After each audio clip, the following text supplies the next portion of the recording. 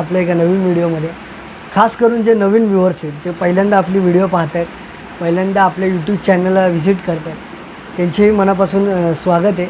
मित्रांनो, आपल्या चॅनलला सबस्क्राईब केलं नसेल तर आत्ताच सबस्क्राईब करून ठेवा आणि बेल आयकॉन दाबायला विसरू नका, जेणेकरून दिघे साहेबांवरच्या जीवनावरच्या आधारित जे व्हिडिओज असतील आपल्या पार्ट वाईज, त्या सर्वात पहिले तुमच्यापर्यंत पोहोचतील आणि तुम्ही जाणून घेऊ शकता दिघे साहेबांचे काही माहीत नसलेले किस्से. तर जास्ती वेळ नाही घालवता व्हिडिओला सुरुवात करूया. व्हिडिओ शेवटपर्यंत पहा आणि कशी वाटली कमेंट करून नक्की सांगा.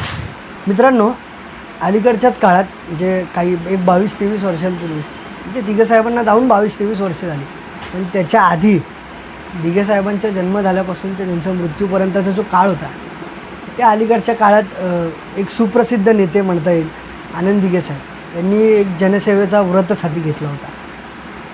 म्हणजे त्यांनी जन